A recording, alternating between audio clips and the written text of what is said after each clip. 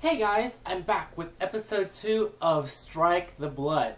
And what did I think about this episode? I thought this episode was a bit of a downer in my opinion. I mean, as much as I really want to like this series, especially for that awesome backstory they gave us last episode, I have to say this second episode was a letdown.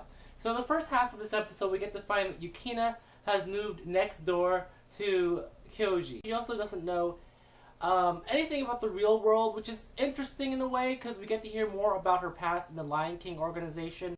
It seems to be like trying to be a dark, evil organization that just takes gifted kids in and trains them up to be super assassin warrior. But the thing is, I don't get that feeling. I mean, Yukina does not even seem anywhere near the kind of dark things her past seems to indicate. It's like, well, something happened with the execution somewhere. Maybe she drank too much Kool-Aid and became really happy. Aside from that, the first half is basically just her and Kyoji going on like a date. The second half, we get into a little bit more of the fighting. So this is what I wanted to see last time. I want to see more fighting. And the fighting scene for this, we got Yukina fighting some deacon priest named Rudolph Eschaf. And so he looks like he's from like the Vatican group. So there's like a church organization behind him, and he's kind of like trying to get and kill vampires in this island, trying to find the fourth progenitor, which is of course Akatsuki Kyoji. And the fight, like I said before, the first episode, it looked really crisp and clean. In this episode, not so much. It might have just been the animator's choice to just not work so hard on this episode, but it's really clunky at points of the combat. And it has some work ahead of itself in terms of that, and also in terms of characters.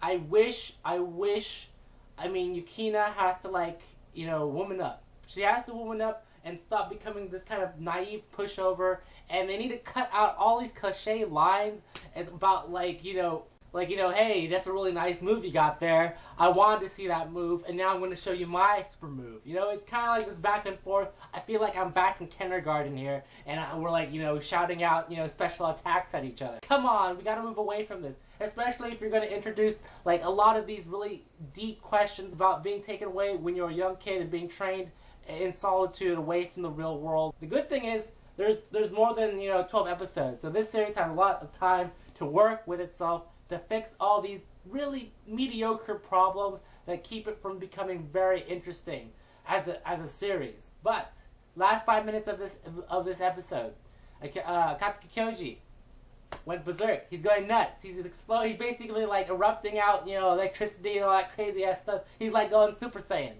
I don't know what's happening. Rudolph Eschaf's familiar hit him, and he just went fucking berserk.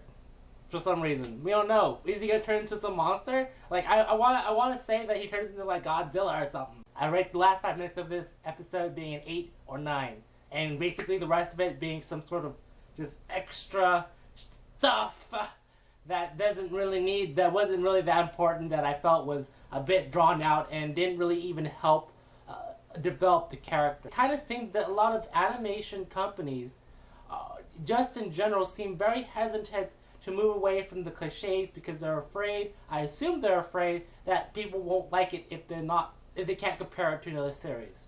And I feel this is very dangerous for the creativity of the anime industry, and I feel that it's a big disservice to fans watching this series who are wanting it to be good, and it just presenting out this very mishmash of just stuff that isn't that worthwhile. So, episode 3. We're going to see if it fixes itself, because at this point, it's at a good point now. I mean, before it was a long thing, but now it's at a good point. Akatsuki Kyoji going nuts. So, next episode, probably see him maybe morph into some sort of, super vampire form, or at the very least, we get to maybe see his familiar, because we know that it looks like every single vampire in this series that we've seen can summon a familiar, some sort of animal creature that has superpowers. And so I'm interested to see if also he can summon some sort of animal creature that can attack, or maybe can familiars, like, it looks like familiars can also talk to you too. So from Rudolph's familiar, which is like a girl, I mean, maybe his familiar is like a, I don't know, a bunny rabbit or a cat that can like speak to him and do super stuff. So I don't know. We'll see. All right. Episode